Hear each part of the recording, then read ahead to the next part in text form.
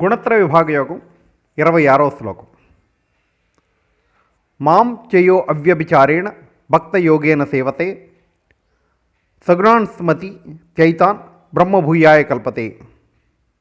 మరోసారి, మాం చేయో అవ్యభిచారేణ భక్తయోగేన సేవతే సగుణాన్ సమతి త్యైతాన్ బ్రహ్మభూయాయ కల్పతే.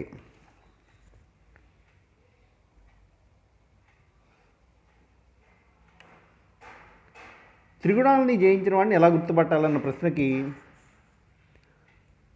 గౌరవం, అగౌరవం, మట్టి, బంగారం, పొగడ్త, నింద ఇవన్నీ ఒకేలా చూసేవాడు, లభించిన దాంతో తృప్తి పడేవాడు, దేనికి ఆశపడినవాడు, ఈ లక్షణాలన్నీ ఎవరికి ఉంటే అతను పరమాత్మతో సమానం అవుతాడు అని చెప్పుకున్నాం.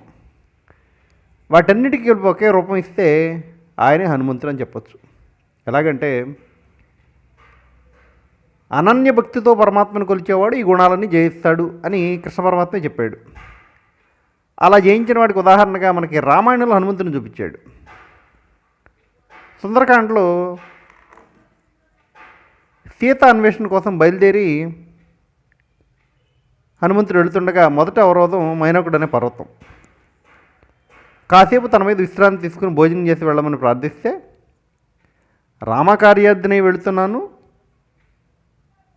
ఇప్పుడు కుదరదు అని సున్నితంగా తిరస్కరించాడు. ఇది సత్వగుణం. రెండవ అవరోధం సురస నాగమాత. ఆయన మింగుతానని నోరు తెరిస్తే చిన్న స్వరూపంగా ఆమె నోటిలోకి వెళ్ళి బయటకు వచ్చి తెలివిగా ఓటమిని ఒప్పుకొని ప్రయాణాన్ని కొనసాగించాడు. ఇది రజోగుణం. మూడవ అవరోధం సింహిక ఛాయాగ్రాహిణి. ఆయన నీడను పట్టుకొని కదలనీయకుండా ఉంటే దాన్ని శిక్షించి ప్రయాణాన్ని కొనసాగించాడు. రామకార్యాన్ని చక్కబెట్టాడు. ఇలా 3 గుణాల్లోనూ 3 సంఘటనలోనూ తెలివిగా ప్రవర్తించాడు ఆయన. ఆకలి దప్పులకు ఎవరైనా సరే ఆతిథ్యాన్ని ఇస్తానంటే లొంగిపోతారు, కానీ అంగీకరించకుండా సత్వగుణాన్ని జయించాడు.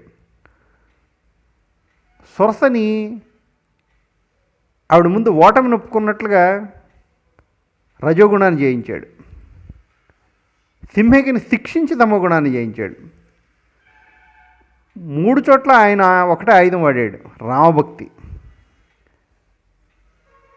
భక్తి ఉంటే 3 గుణాలను జయించే శక్తి వస్తుంది, పరమాత్మని చేరతాడు. అందుకే రాముడికి అంత దగ్గర అయ్యాడు.